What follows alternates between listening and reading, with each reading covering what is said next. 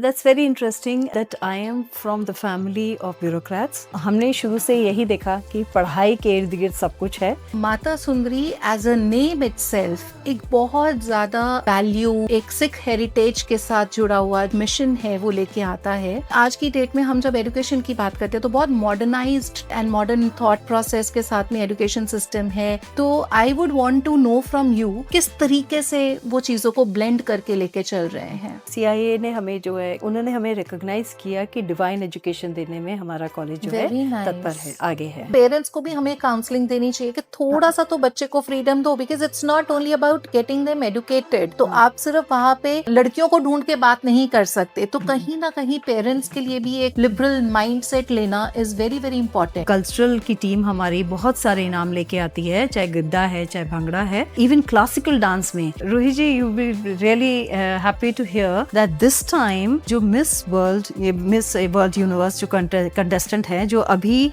21 जो नवंबर को पार्टिसिपेट करेंगी in the pageant, beauty pageant, she is our present student of BA programme, Manika Vishwakarma.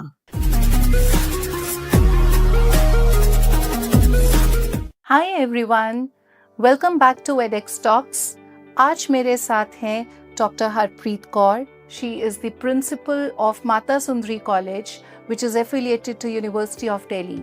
तो आज हमारे जो स्टूडेंट्स दिल्ली यूनिवर्सिटी में किस तरीके से जाएं और कैसे उनके कॉलेजेस वर्क करते हैं उसके बारे में जानना चाहते हैं. प्लीज़ वो इस वीडियो को एंड तक देखें और मैक्सिमम लोगों के साथ शेयर करें. तो बने रहिए इस एपिसोड को देखने के लिए हमारे साथ. Heartly welcome to doctor Harpreet. Thank you so much Ruhi ji. Pleasure mine ma'am. सबसे पहले हम आपकी जर्नी से जानना चाहेंगे कि आपकी करियर जर्नी कैसे रही, आपकी एजुकेशन, चाइल्डहुड कैसा था, and how did you know the entire journey took you to the principalship.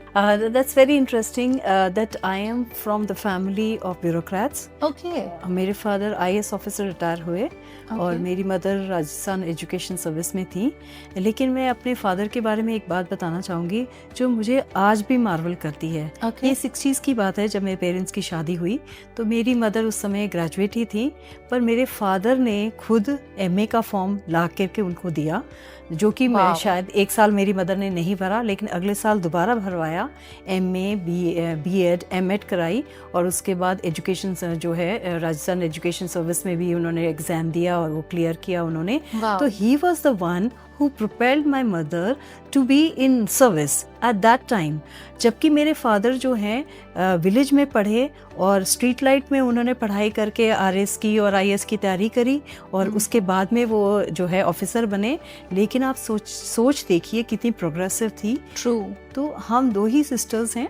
मेरी छोटी सिस्टर भी गायनेकोलॉजिस्ट है, डॉक्टर है. तो हमारा शुरू से यही फोकस था पेरेंट्स का कि आपने पढ़ाई करनी है और पढ़ाई करके ज़रूर कोई जॉब करना है और सोसाइटी को कंट्रीब्यूट करना है. ग्रेट. तो इसका मतलब हमें सबसे पहले तो सैल्यूट टू योर फादर कि एक प्रोग्रेसिव थॉट रखने के लिए. तभी बोला जाता है मैम कि एक प्रोग्रेसिव लेडी भी अगर घर में आती है तो पूरा परिवार उसका जो है वो पढ़ता है, आगे बढ़ता है, प्रोग्रेस करता है. और ज़रूरी नहीं है, मैं ये बोलूँगी, अक्सर हम बोलते हैं कि लड़कियों को पढ़ाओ और परिवार आगे बढ़ेगा, प्रोग्रेसिव होगा. बट येस, कई बार हमारे साथ में जो मेल होता है फैमिली में, फादर होता है, वो भी एक प्रोग्रेसिव थॉट प्रोसेस रखने से अपनी फैमिली को आगे बढ़ाता है. हाँ, इस कंसर्न में मेरी मदर का भी क्योंकि उनके पेरेंट्स तो रेलवेज में थे.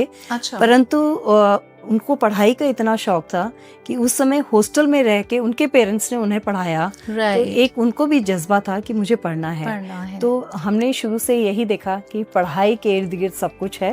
तो वही वैल्यूज हमें मिले हैं. ट्रू. तो इसका मतलब वही है मैम कि वो कहते हैं ना कि अगर आप जैसी संगत में होते हो वैसा ही आप अपने आप को उस रंग में ढाल लेते हो. तो जिस तरीके से परिवार में बात हो रही है, पैशन है, प्रोग्रेसिव थॉट्स प्रोसेस है, तो बच्चे भी वैसे ही आगे निकलते हैं. Absolutely. Very nice, very nice. Ma'am मुझे ये बताइए, आपका एजुकेशन के बाद जैसे आपने जब करियर स्टार्ट किया तो किस तरीके से आपका करियर रहा, और क्या आप बचपन से ही सोचते थे कभी कि मैं एक इस तरीके की इंस्टीट्यूशन पे लीडरशिप रोल पे जाऊंगी, या आपका कुछ और सपना था? सपना तो एक जरूर था कि सोसाइटी के लिए कुछ करना है. ये बात तो पक्की थी कि मुझे कुछ करना है सोसाइटी के लिए. तो जब मेरी मैरिज हुई उसके बाद जब मैं दिल्ली आई तो पहली ही जॉब मेरी Guru Gobind Singh college of commerce में लगी, जो Okay. आज A++ कॉलेज है। राइट 27 इयर्स मैंने वहाँ काम किया। Okay I was vice principal there also at the later stage. Okay और उसके बाद मुझे यहाँ माता सुंदरी कॉलेज में 7 इयर्स हो गए हैं। और Very nice. कोशिश की है कि माता सुंदरी इंस्टीट्यूशन को अपनी जो सोच है, प्रोग्रेसिव सोच है, और साथ में अपनी जो फैकल्टी को लेकर के चलने की सोच है मेरी, तो उस हिसाब से कोशिश की है कि इसमें कुछ बदलाव आए। बिल्कुल मैम, बिल्कुल। मैम, आपसे ये जानना चाहूँगी, जहाँ हम माता सुंदरी कॉलेज की बात करते हैं, तो Mata Sundari as a name itself एक बहुत ज़्यादा अपने साथ में वैल्यू, एक सिख हेरिटेज के साथ जुड़ा हुआ जो एक मिशन है वो लेके आता है। तो I would want to know from you कि इस इंस्टीट्यूशन का क्या विजन है और किस तरीके से, क्योंकि आज की डेट में हम जब एजुकेशन की बात करते हैं तो बहुत modernised, technical and modern thought process के साथ में एजुकेशन सिस्टम है। यंगस्टर्स बहुत थॉट प्रोसेस वैसा रखते हैं, मॉडर्नाइज्ड। उसके साथ में हम अपना सिख हेरिटेज को लेते चलते हुए इस इंस्टीट्यूशन के द्वारा किस तरीके से वो चीज़ों को ब्लेंड करके लेके चल रहे हैं। इसमें सबसे पहले तो मैं माता सुंदरी जी के बारे में ही बतलाना चाहूँगी, बिल्कुल। जो कि गुरु गोविंद सिंह जी की वाइफ थी। और गुरु गोविंद सिंह जी जब स्वर्ग सिधार गए तो उसके बाद में उन्होंने लीडरशिप दी, और वो लीडरशिप ऐसी थी, मतलब उनकी सोच देखिए कितनी प्रोग्रेसिव थी। इसी स्थान पे रह करके उन्होंने जो है मुग़ल रूल जो है, जो कि उनसे मेल नहीं खाता था, लेकिन वो इतने पास वहाँ पे रह के भी माता जी का इतना सत्कार था कि वो यहाँ पे रह के उन्हें एक अपोजिट करंट भी जो है उसको ऑर्गेनाइज़ किया। जो खालसा तितर बितर हो गया था, जो खालसा या तो पटना में है या नॉर्थ ईस्ट में है, तो उन्होंने वहाँ यहाँ से हुक्मनामे जारी करके उन्हें एक साथ लाने की कोशिश की। तो और प्लस एजुकेशन के बारे में उनका जो विचार थे, जसा सिंह आलूवालिया करके एक हमारे मिलिट्री नेता रहे हैं, जनरल रहे हैं, और उनके जो मिलिट्री कारनामे हैं वो हमने बहुत सुने हैं, लेकिन बचपन में वो यहाँ रहे और माता जी ने उन्हें मिलिट्री एजुकेशन के साथ में आध्यात्मिक नॉलेज और जो दुनियावी शिक्षा है वो सारी शिक्षाएं उन्हें प्रदान की। Very nice. तो उनकी सोच ये थी कि लिटरेचर को भी प्रमोट करना है, और गुरु गोविंद सिंह जी का लिटरेचर जो सारा ख़त्म हो गया था, बाढ़ में जो बह गया था, यहाँ से उन्होंने जो है दोबारा लिखवाया, पाई मनी सिंह के साथ मिलके और भी लोगों के साथ मिलके उन्होंने इस लिटरेचर को दोबारा लिखवाया। अगर आज वो नहीं होते तो गुरु गोविंद सिंह जी और लिटरेचर हमारे पास नहीं होता। तो इतने महान जो है लेडी, उनके नाम से जो ये कॉलेज बना है, तो हमारी जो सोच है उसमें हमारा जो मिशन और विजन है उसमें हम ये चाहते हैं कि मॉडर्न एजुकेशन तो हमें देनी ही है, लेकिन साथ में जो है स्पिरिचुअल वैल्यूज को भी हम बच्चों को देना चाहते हैं। ट्रू। तो जहाँ तक हमारी कोशिश होती है कि हम जो स्पिरिचुअल वैल्यूज़ को जो है इनकलकेट करें बच्चों में ज़्यादा से ज़्यादा जो है स्पिरिचुअलिटी की बात करनी है, वैल्यूज़ की बात करनी है। हम धर्म की उस तरह से नहीं उस तरह से ज़्यादा बात करते, लेकिन धर्म के साथ में जो भावना जुड़ी हुई हैं, जो मूल्य जुड़े हैं, उसके बारे में बात करते हैं। इस लिहाज से हमारा एक कंपटीशन है जो अपने आप में यूनिक है, ऐसा किसी कॉलेज में इतने बड़े लेवल पर नहीं होता। उसमें हम नर्सरी से लेकर के कॉलेज लेवल तक के बच्चों को इनवाइट करते हैं, और उसमें वो बानी कंपटीशन के नाम से जो अब इसी महीने में होने वाला है। और उसमें हम बच्चों से बानी रिसाइट करवाते हैं, कीर्तन करवाते हैं। अब आप सोचिए कि नर्सरी का बच्चा जो आकर के वो जब बानी बोलता है, वो जो श्लोक बोलता है, कितना खूबसूरत लगता होगा। ट्रू। और ऐसे ही 2000 से ज़्यादा बच्चे उसमें पार्टिसिपेट करते हैं पूरे कॉलेजेस में से और स्कूल्स में से। तो ये हमारा यूनिक है, इसको हम कई सालों से मना रहे हैं, 50 साल के आसपास होने लगे हैं। We are celebrating it, we are organising this event which is a highlight event. Very nice and much appreciated ma'am. मतलब जहाँ पे आपका सिर्फ अपने बच्चों तक ही वो एक दायरा सीमित नहीं है, आप बाकी बच्चों को भी साथ में लेके अपना एक जो सिख कल्चर है, एक हेरिटेज है, उसकी तरफ उनको लेके जा रहे हैं.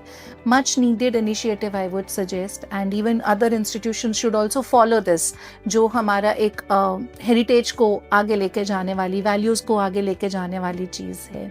सो वेरी नाइस मैम, ये इनिशिएटिव जान के तो मुझे बहुत अच्छा लग रहा है, क्योंकि कुछ ही हैंडफुल इंस्टीट्यूशंस हैं जैसे खालसा कॉलेज या गुरु गोबिंद सिंह कॉलेज या कुछ ऐसे जो हमारे सिख हिस्ट्री को साथ में लेके चल रहे हैं. सो आई रियली विश कि उन लोगों को भी आपसे ये एक इंस्पिरेशन लेके अपने वहाँ पे इस कुछ ना लिहाज से कुछ मैं ऐसा आपको करना चाहिए. इंटरवीन कर रही हूँ, बट एक जो है CIA ने हमें जो है कॉन्फेडरेशन ऑफ इंडिया जो है यूनिवर्सिटीज, उन्होंने हमें रिकॉग्नाइज किया कि डिवाइन एजुकेशन देने में हमारा कॉलेज जो है तत्पर है, आगे है. Very nice, very nice. अच्छा मैम, मेरे को ये भी बताओ कि हम इनको तो साथ में लेके चल रहे हैं कि आप सिख हिस्ट्री, सिख कल्चर सबको दे रहे हो. मैं एक चीज़ और जानना चाहूँगी आपसे, क्या माता सुंदरी में सिर्फ सिख रिलीजन के ही बच्चे आते हैं? नहीं आते हैं ना, it's a mix community probably I believe जो आती है. जहाँ तक है कि हमारे जो सिख बच्चे हैं वो सिर्फ 25% के आसपास ही हैं. तो कुछ माइनॉरिटी के आसपास के एरिया के दूसरे बच्चे भी आते हैं. Right. और मेन स्ट्रीम बच्चा ज़्यादा है. Right. तो ऐसा कुछ नहीं है कि ये सिख एजुकेशन से रिलेटेड है या है. हाँ. हम we are committed to university education. Right. It's only that we fix the values also. We try to inculcate the values also. Very nice. And pertaining to any religion, ये specific नहीं है कि Sikh religion में जो values हैं उसको ही हमने disseminate करना है. तो बहुत सारे, जैसे योगा पे भी जो है बच्चे बहुत, आयुर्वेद भी बच्चे, आजकल वैक के पेपर्स हैं हमारे, बहुत सारे बच्चे ऑप्ट करते हैं और बहुत खुशी से लेते हैं उसको.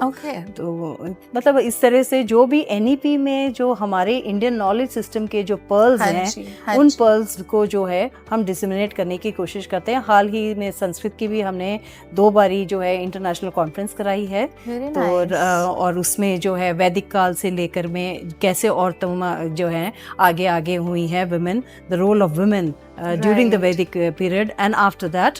तो इस तरह के टॉपिक्स पे हमने बहुत सारी कॉन्फ्रेंसेस और सेमिनार्स भी कराए हैं. तो we try to talk about the Indian knowledge system, because I believe that Indian knowledge system is the base of everything. True. Modern education, the students are lost if they are not value oriented. True. Ma'am, एक और चीज़ बताइए, हमारा college Mata Sundari सिर्फ women college है, और आज की date में जब अगर मैं 20 साल पहले बात करूं तो शायद बहुत इंस्टीट्यूशंस थे जो as an only girls college होते थे या ओनली गर्ल्स स्कूल होते थे. आज की डेट में ये ट्रेंड जो है ये बहुत कम हो गया है. So people normally look forward to के कोएड इंस्टीट्यूशंस में जाना है, राइट? लेकिन उसके चलते हुए अगर हम आज की डेट में बात करें, सिर्फ एक जो विमेन इंस्टीट्यूशन रन कर रहे हैं, उसमें हमारे बच्चे किस तरीके से इवॉल्व हो रहे हैं? क्या कहीं कुछ कमी रहती है when we compare it to the coed colleges, या हम एट पार दे रहे हैं, या उनको जो लड़कियां हैं, जो बच्चे हैं, उनको ज़्यादा एम्पावर कर रहे हैं? तो किस तरीके से ये रोल इंस्टीट्यूशन प्ले कर रहा है? इस लिहाज से ना, इस बारी जो बच्चों के एडमिशन हुए, कुछ बच्चों ने मेरे साथ भी इंटरेक्ट किया, तब जो बच्चों ने बोला और इस तरह की उन्होंने जो स्टेटमेंट्स भी दी कि जब हमें लगा हम वुमेन कॉलेज में जा रहे हैं तो थोड़ा हम मायूस थे कि भाई ये तो समय है जब हमें कोएड में पढ़ना है. राइट. लेकिन कहते हैं जब हम हफ्ते के बाद ही हमें लगा कि कॉलेज में इतनी सारी एक्टिविटीज़ हैं, इतना कुछ है कि हमें तो बाहर जाने की ज़रूरत ही नहीं है. We are busy always in the college with the education, the classes, and after that we have this co-curricular activities. तो बच्चों ने खुद ये स्टेटमेंट दी, मुझे बड़ा अच्छा लगा बच्चों का सुन के कि दे आर हैप्पी. लेकिन जो आपकी बात है कि आज के ज़माने में जो है कोएड का जब ज़माना है, तो गर्ल्स के लिए जो स्पेसिफिक जो एजुकेशन है, थोड़ी सी हमें दिक्कत भी आती है. इस लिहाज से क्योंकि कई बच्चे जो हैं वो डिप्रेशन की बात करते हैं. तो वो मुझे शायद स्पेसिफिकली कोएड के लिए ये प्रॉब्लम हो, ये मुझे पता नहीं, या लड़कियों में आजकल या बच्चों में आजकल या यंगस्टर्स में आजकल डिप्रेशन वाली बात बहुत है. तो हमने काउंसलर भी रखी हुई है ताकि इस तरह की जो डिप्रेशन की बात है ना हो, बच्चे उससे इंटरेक्ट कर सकें और अपनी जो हीन भावना है या जो भी फीलिंग्स है उससे बाहर आ सके। After all everything is in mind. Sure. तो अगर वही सोच को बदल लिया जाए तो नेचुरली सब कुछ पॉजिटिव होगा। तो पॉजिटिविटी बच्चों में हम देने की कोशिश करते हैं कि जिंदगी में पॉजिटिव साइड है उसको देखोगे, क्योंकि जिंदगी में नेगेटिविटीज तो आती ही रहती हैं, लेकिन उनके साथ में हमने रहना नहीं है, आगे चलना है। बिल्कुल सही बोला मैम कि स्पेसिफिकली मेरे को भी ऐसा ही लगता है कि कोएड में, और अगर हम ओनली विमेन इंस्टीट्यूशन में भी देखें, लेकिन अगर हम उनको फैसिलिटीज़ प्रॉपर दे रहे हैं, curriculum, teaching pedagogy, skill set, सब पे हम अच्छे से उनका होलिस्टिक डेवलपमेंट पे ध्यान दे रहे हैं, तो एज अ इंस्टीट्यूशन कहीं कोई डिफरेंस नहीं पड़ता है। रादर आई वुड से कि there are certain even families today also जो अपना बच्चों को हायर एजुकेशन के लिए थोड़ा सा रिस्ट्रिक्टेड होती हैं कि कोएड में नहीं भेजना है, तो उनके लिए एटलीस्ट ऐसे इंस्टीट्यूशंस होना भी ज़रूरी है कि एटलीस्ट उन लोगों को मौका मिलता है अपनी हायर एजुकेशन परस्यू करने का विद द गर्ल्स कॉलेजेस। ये बात जो आपने कही, कई बार मैंने ऐसे देखा है कि पेरेंट्स कई इतने स्ट्रिक्ट हैं कि अगर डॉक्टर को छोड़ने आ रहे हैं, स्पेशली आसपास के इलाके के छोड़ने आ रहे हैं, तो वो बाहर खड़े हैं, तो बच्चा जब तक पढ़ के आएगा तब तक वो बाहर ही रहते हैं। तो आज के ज़माने में भी मैंने ऐसी चीज़ें देखी हैं। हाँ, मुझे ऐसा लगता है पेरेंट्स को भी हमें काउंसलिंग देनी चाहिए कि थोड़ा सा तो बच्चे को फ्रीडम दो, because it's not only about getting them educated, कि सिर्फ एक डिग्री तक ही मायना नहीं है ना। कल को अगर बच्चे को किसी से बात करनी है तो वहाँ पे ज़रूरी नहीं है कॉर्पोरेट में उसको सिर्फ एक लड़कियों से ही इंटरेक्ट करना है, तो आप सिर्फ वहाँ पे लड़कियों को ढूंढ के बात नहीं कर सकते। तो कहीं ना कहीं पेरेंट्स के लिए भी एक लिबरल माइंड सेट लेना इज़ वेरी वेरी इंपॉर्टेंट। हाँ, तो कुछ परसेंटेज ही है, लेकिन अब तो काफ़ी कुछ चेंज हो गया है ज़माना। तो लिबरल हैं बच्चे, कुछ एक्स्ट्रा लिबरल हैं, हर तरह के बच्चे हैं। हमने तो इस तरह से ग्रूमिंग करनी है कि बच्चे जो है आगे आने वाली समस्याओं को या सोसाइटी की प्रॉब्लम्स को फेस कर सकें। बिल्कुल बिल्कुल राइटली सेड मैम, कि उनको एक तरीके से हमें हर तरीके के सिचुएशन के लिए रेडी करना है। Absolutely, they should not feel कि मैं इससे कहीं ना कहीं एक बैकफुट हूँ। तो वो एक इम्पॉर्टेंट चीज़ है। मैम, एक और चीज़ आपसे जानना चाहूँगी, जब हम बात करते हैं दिल्ली यूनिवर्सिटी की, तो दिल्ली यूनिवर्सिटी में बहुत सारी इंस्टीट्यूशंस हैं, बहुत सारे कॉलेजेस हैं जो उनके एफिलिएटेड हैं। उनके सामने जब हम माता सुंदरी कॉलेज की बात करते हैं, तो how can we differentiate Mata Sundari College from the other DU colleges? See, what I believe is DU colleges are all very, very happening. They are very vibrant. They are doing a lot, all of the colleges. Right. And each college has its own ethos. Okay. And according to the ethos, if you really do things, I think that makes a real difference. So that is the difference. We try to give all what sort of university expects us to do. जो वो चाहते हैं, हम उसको उस standard को meet करने की कोशिश करते हैं, बेस्ट टू बेस्ट बच्चों को देने की कोशिश करते हैं। लेकिन साथ ही जो बच्चों में फीलिंग्स हैं या बच्चों की जो वैल्यूज़ हैं उसको डिफरेंशिएट करके हम कोशिश करते हैं कि बच्चे स्ट्रॉन्ग बने और अपने इंडियन नॉलेज सिस्टम की जो वैल्यूज़ हैं वो साथ लेके चलें।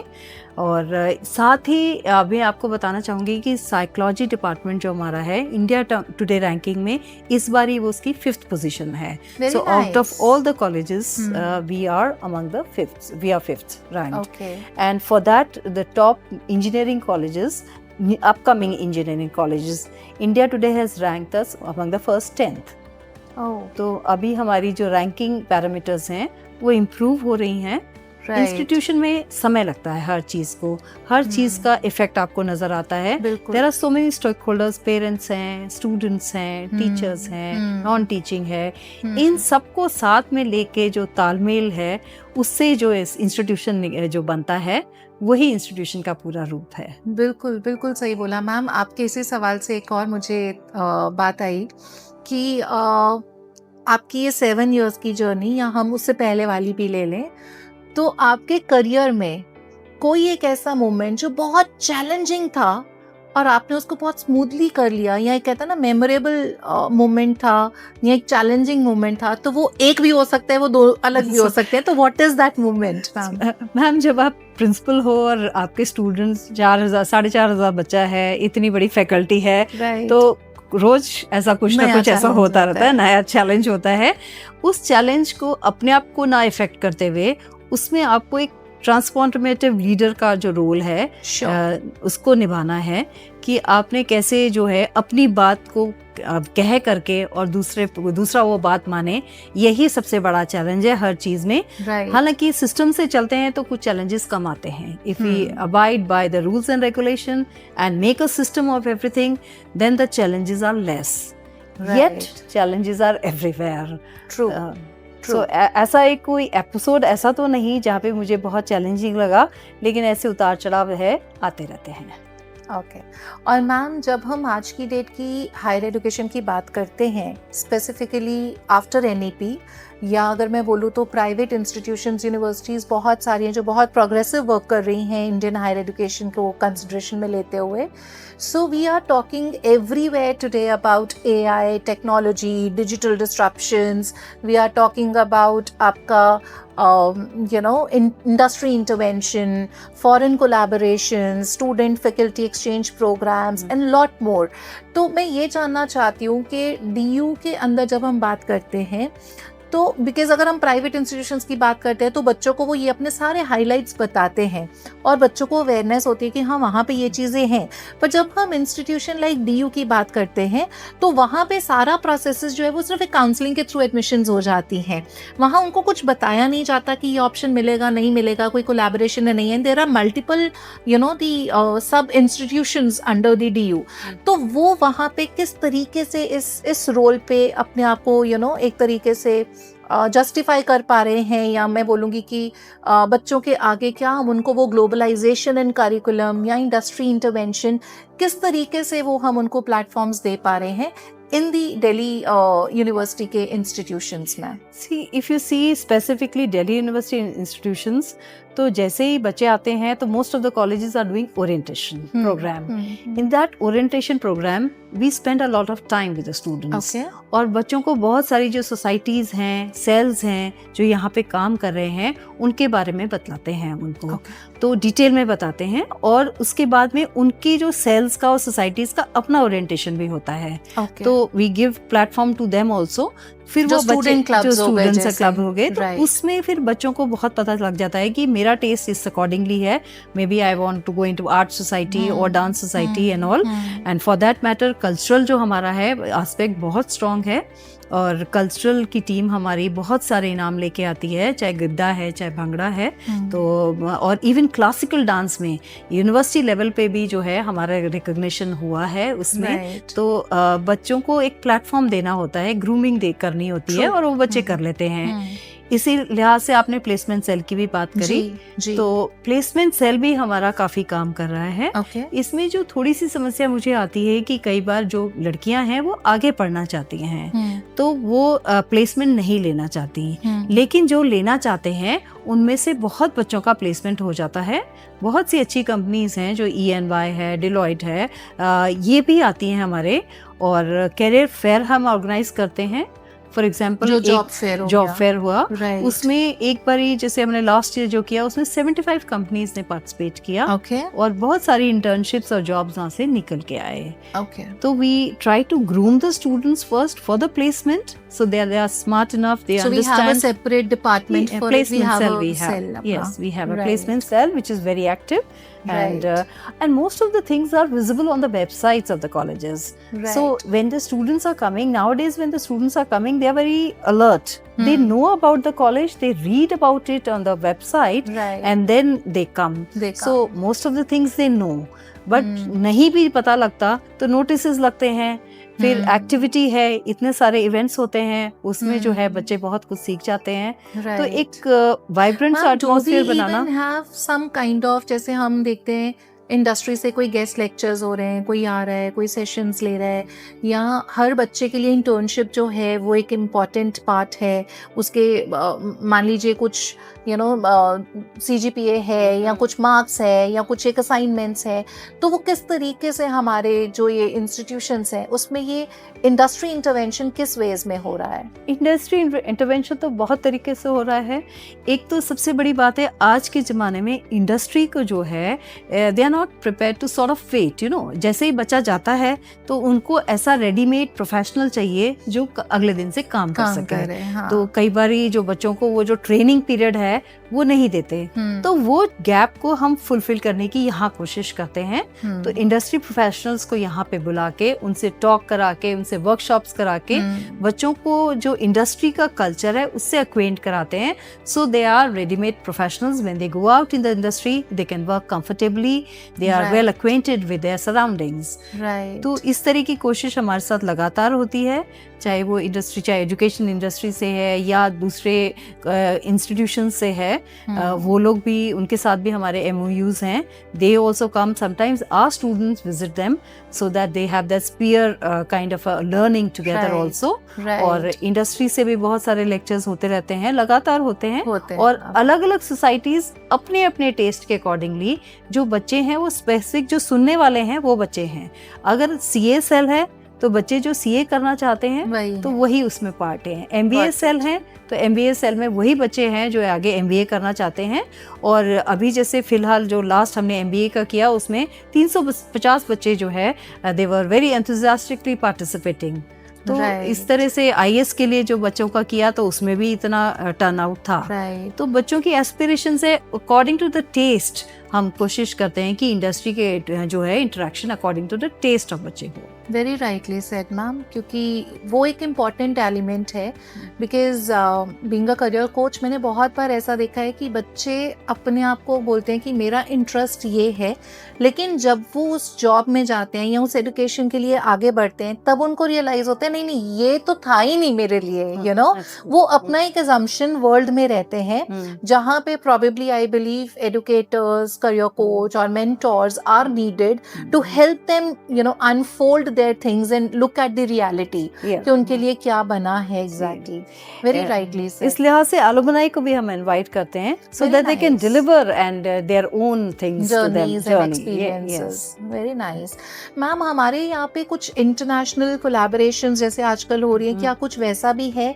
या मैं ये पूछना चाहूँगी इन अ वे कि हर बच्चा, स्पेसिफिकली अगर हम दिल्ली NCR के स्टूडेंट्स की बात करते हैं या बाहर के बच्चों की भी बात करते हैं, तो जो एक एडुकेशन के लिए पैशनेट है, जो कुछ करने की चाह रखता है, उसकी एक शॉर्ट लिस्ट जो यूनिवर्सिटीज की लिस्ट होती है उसमें DU बहुत प्रोमिनेंटली रहता है, टॉप पे रहता है या हाईलाइटेड रहता है।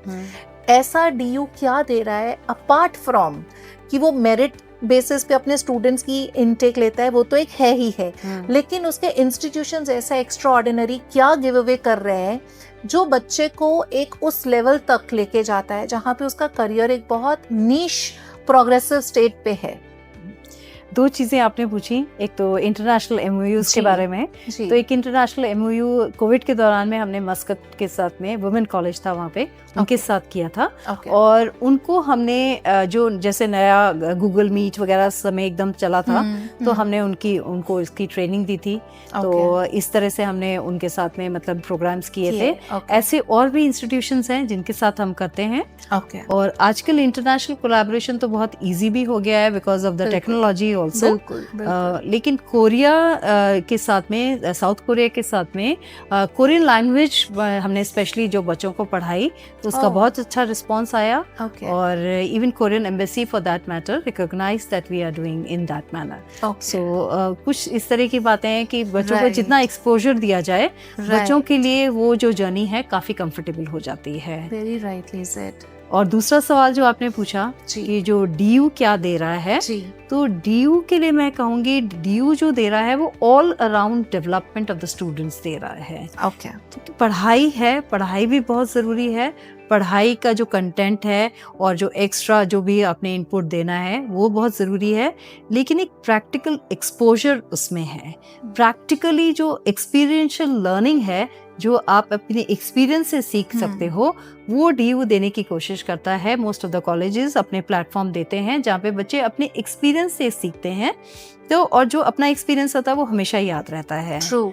मैम एक चीज़ पूछना चाहूँगी अपने लिए भी, DU के जितने भी इंस्टीट्यूशंस हैं, क्या वो 100% DU का करिकुलम तो फॉलो करते ही हैं, लेकिन मतलब उसी के said and defined policies and rules पे चलते हैं, या उनके पास कुछ एक मान लीजिए बोला जाता है कि ठीक है, if you want to add something from your own side, maybe 10, 15%, 20%, is the right given to institution to modify or to work around or to add on in the curriculum? Yeah, it is like a ये line है, इसके ऊपर ही चलना है. So how does these institutions work under the alignment of DU? See, we are all constituent colleges of the Delhi University. Approximately 80 colleges are there. Right. But we are very much defined by within the parameters of Delhi University. The rules and regulations are of Delhi University. The curriculum is there. Examination, everything is defined by that. Right. But in that also, institutions have a lot of freedom to experiment with many things, Right. additional things. See, Right. basic framework is same for everyone. But within that, you have that freedom and that leverage that you can experiment with new things. And that is the beauty of DU colleges. Right. जब हम बात करते हैं कुछ colleges की achievements की, तो हर college का एक एल्यूमिनाई तो होता ही है, लेकिन एल्यूमिनाई के साथ साथ में उसमें कुछ अचीवर्स होते हैं, कुछ ऐसे हाईलाइटेड स्टूडेंट्स होते हैं कि मेरे यहाँ से मान लीजिए किरण बेदी है, मेरे यहाँ से ये है. सो आई वांटेड टू नो कि माता सुंदरी के पीछे में एक कितना बड़ा एक एक एसेट ऑफ जो एल्यूमिनाई है, उनके हाईलाइट्स क्या है? Ruhi ji, you will be really happy to hear that this time जो मिस वर्ल्ड यूनिवर्स जो कंटेस्टेंट हैं, जो अभी 21 जो नवंबर को पार्टिसिपेट करेंगी in the pageant, beauty pageant, she is our present student of BA programme, Manika Vishwakarma. Okay. So, and that girl had come to the college also after getting selection in this also, Okay. selected also. And what I realized is that girl is really very value based. Manika ने जो बोला, और उसको वहाँ पे भी बहुत सारे prizes इसलिए मिले कि best in the interview and all, because she was so grounded in her things and she acknowledged that she learned many things from Mata Sundari ji and the institution, Mata Sundari College, and that was very appreciable. So we wish her luck that she succeeds Bilkul, on ma'am. the next and then one. that's something which is actually an answer to lot many questions I have asked before in this conversation, कि हम बच्चों को क्या दे रहे हैं, या माता सुंदरी का पीछे जो हमारा एक हेरिटेज का विजन चल रहा है वो क्या है. तो इन अ वे आपने जो अभी बताया वो विटनेस्ड है, वो डिफाइंड है कि हम हर बच्चे को अननोइंगली कि ये बच्चा सिर्फ एक सिख फैमिली से आ रहा है या नहीं आ रहा है, हम वैल्यूज दे रहे हैं, which really matters a lot. So we really wish Manika all the best, and we are looking forward to bring that the glory back to India again by winning that the title, and wishing all the best to Mata Sundari College as well. Many more students should bring the laurels.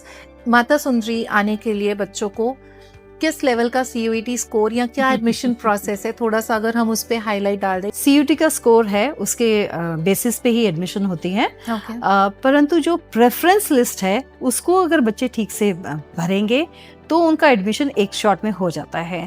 तो आपको अपना score और realistic picture को ध्यान में रख के आपको अपना प्रेफरेंस ठीक से भरना है, CUET ठीक से देना है, तो admission process would be a cake walk. सिर्फ बच्चे जो गलती करते हैं वो न प्रेफरेंस ठीक से भर पाते हैं और न CUET भी कई बार ठीक से नहीं दे पाते, जो उनको जिसमें. और मैम जो माइनॉरिटी वाली सीट्स होती हैं वो उसके लिए भी कुछ सेपरेट प्रोसेस रहेगा या कैसा रहता है? प्रोसेस तो सेम ही है. It is all govern by university. Of course it is given by university. Only thing is many of the Sikh candidates also do not know, and they do not tick on the minority category, and that is the problem. तो आप जब ने अपनी category ही नहीं minority fill करी तो आपको benefit कैसे मिलेगा? तो सिख बच्चों को स्पेशली मैं कहना चाहती हूँ कि आपके लिए इंस्टीट्यूशन है जहाँ पे प्रेफरेंस है, bye DU is giving you that preference, by law you are getting that preference, तो avail it, but make informed choices, don't be ignorant. Very rightly said. तो उसके लिए इवन आई बिलीव जो Sikh candidates हैं, minority सिर्फ टिक करने से नहीं चलता, उनको सिख माइनॉरिटी सर्टिफिकेट भी चाहिए रहता है. तो आपको वो पहले अपना अरेंज करना पड़ेगा. आई बिलीव गुरुद्वारा रकाबगंज के वहाँ से वो उनको मिलेगा, तो वो बनाने के बाद आप अपना उस पर टिक लगा सकते हैं, बिकॉज वो डॉक्यूमेंट्स भी अपलोड करने होते हैं. तो ऑनलाइन भी प्रोसेस है, आप SGMC की वेबसाइट पे जाके ऑनलाइन भी उसको अप्लाई कर सकते हैं. तो things are very easy, but information is power. Sure. Last question from my side, आपने इतना लंबा टाइम बच्चों के साथ अपना स्पेंड किया है, पहले गुरु गोबिंद सिंह कॉलेज में भी और अभी आप इवन माता सुंदरी में भी एज अ लीडरशिप रोल पे हैं फ्रॉम लास्ट 7 years। आपने उस टाइम के बच्चों में और आज के टाइम के बच्चों में बहुत बड़ा ट्रांजिशन जो है वो फील किया है, वो एक्सपीरियंस किया है, वो देखा है। I wanted to learn from you, आपने क्या वो चेंज देखा और आप आने वाले टाइम में क्या चेंज देख रही हैं या देखना चाहती हैं बच्चों में? कहीं कोई गैप है, हम पीछे जा रहे हैं, हम आगे जा रहे हैं, so how can we bridge that gap if there is any? Actually कुछ बातें अच्छी भी हैं इस जनरेशन की, कुछ बातें, कुछ कमियां भी हैं। पहले के बच्चे जो हैं टीचर्स को बहुत रिस्पेक्ट करते थे और ये आप सब जानते हैं, कभी आगे नहीं बोलते थे और क्लासेस में भी थोड़ी रेगुलरिटी थी और बहुत सारी चीज़ें ऐसी थी कि वो बच्चे, लेकिन ये जो अब वो बच्चे आ रहे हैं, they are multi-talented, they are doing many things together, and I also wonder sometimes that how they manage so many things. So they are doing multiple activities. Only thing is a little percentage of them is little rude in their approach. Shortcut चाहते हैं और इस तरह से वो बात करते हैं कि कई बार टीचर से कभी रेगुलरिटी नहीं होती, कि कुछ परसेंटेज ऐसा बच्चों का है और थोड़ा वो बढ़ रहा है, तो उससे मुझे थोड़ा सा लगता है कि वो परसेंटेज बढ़ना नहीं चाहिए। बच्चों में वो अहमियत होनी चाहिए डिसिप्लिन की, क्योंकि डिसिप्लिन से जो है आप सक्सीड कर सकते हो। और लेकिन आज के बच्चे मल्टी टैलेंटेड भी हैं, तो हर दोनों चीज़ें हैं, because they are doing multiple things at a time, so that is also there quality. True. Ma'am, कुछ एक मैसेज जो आप हमारे स्टूडेंट्स के लिए देना चाहते हैं, यंगस्टर्स के लिए देना चाहते हैं या एडुकेटर्स के लिए देना चाहते हैं, तो क्या देना चाहेंगे आप एक मैसेज है कि education is very important and there is no shortcut to education. Education जो है एक जो स्पिरिचुअल एजुकेशन है, चाहे वैल्यू बेस्ड एजुकेशन है, चाहे हमारी जो मॉडर्न एजुकेशन है, हर एक की अपनी अहमियत है और आपकी पर्सनालिटी को वो डिफाइन करती है। अगर आप सारे इनपुट्स थोड़े थोड़े अपनी ज़िंदगी में लेके आते हैं और समझते हैं कि अब मुझे कंप्यूटर भी आना चाहिए, मुझे हिंदी भी आनी चाहिए, मुझे अब पंजाबी भी आनी चाहिए, तो लैंग्वेजेस भी आपको आनी चाहिए, क्योंकि लैंग्वेज जो है सिर्फ लैंग्वेज नहीं है, पूरा कल्चर है उसका, पूरा बैकग्राउंड है। तो आप ग्राउंड से जुड़े रहते हैं और हमारा जो देश है इतना खूबसूरत है, इसमें इतनी डाइवर्सिटीज़ हैं, उन डाइवर्सिटीज़ के साथ चलिए, लेकिन अपनी पहचान बनाइए, यही जो है मेरा संदेश है। Beautiful message ma'am, thank you so much ma'am. आपसे बात करके बहुत अच्छा लगा, बहुत अच्छी कॉन्वर्सेशन रही एंड आई बिलीव हमारे जो व्यूअर्स हैं उनको भी ये कॉन्वर्सेशन बहुत पसंद आई होगी। बहुत वैल्यूएबल कॉन्वर्सेशन रहा कि कॉलेजेस DU के कैसे मूव करते हैं, कैसे वर्क करते हैं और हमारा वहाँ पे जर्नी किस तरीके से हम आगे लेके जा सकते हैं। अगर आपको ये कॉन्वर्सेशन अच्छी लगी और ऐसे कंटेंट को देखने के लिए do like, subscribe the channel and share this video with the students जिनको आपको लगता है कि शायद ये बहुत हेल्पफुल होगा। Thank you, stay connected. Thank you so much ma'am. Thank you.